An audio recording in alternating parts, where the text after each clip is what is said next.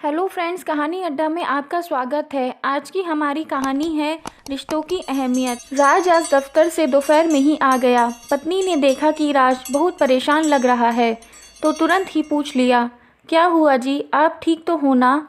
हाँ, मैं तो ठीक हूँ, लेकिन क्या? बीच में टोकते हुए राज की पत्नी निधि ने पूछा। राज के माथे पर चिंता की लकीरें दौड़ रही थी और उन्हीं लकीरों पर पसीने की बूंदें ऐसे तैर रही थी मानो कुछ लिख बयां करना चाहती हों।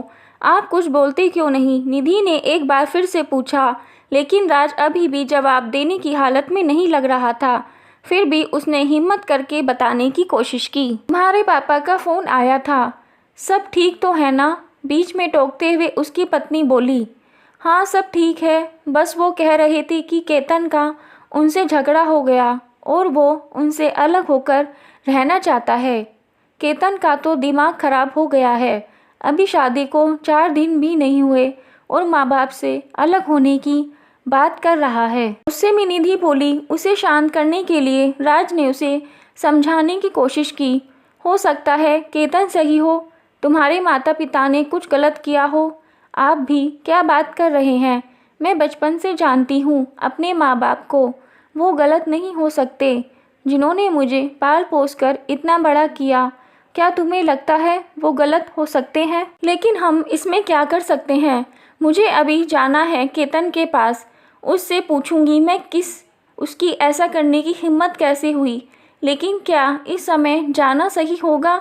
ये सब मैं नहीं जानती, मुझे जाना है तो जाना है बस। इस स्थिति में राजनिधि को किसी भी तरह नहीं रोक सकता था, इसलिए उसने उसके साथ जाना ही ठीक समझा। निधि और राज की शादी को 8 महीने हो चले थे।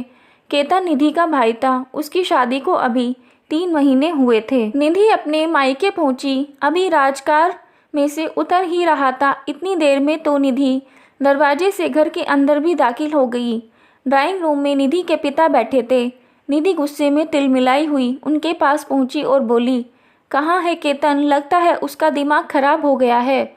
उसकी इतनी हिम्मत कैसी हुई कि आपसे अलग रहने का ख्याल भी आया उसे? निधि के पिता हैरान होकर उसके मुंह की तरफ देखने लगे, फिर कुछ चिंतित सी आवाज में बोले, निधि बेटा, ये क्या बोल रही हो तुम? किसने कहा तुमसे कि केतन हमसे अलग होने वाला है? इतनी देर में केतन की पत्नी किचन से निकलकर बाहर आई। पिताजी के सवाल और केतन की पत्नी को देखा कर निधि एक पल के लिए मानो शून्य सी चली गई। उसे समझ नहीं आया ये सब सच में हो रहा था या उसे कोई बहुत बड़ी गलतफहमी हो गई थी।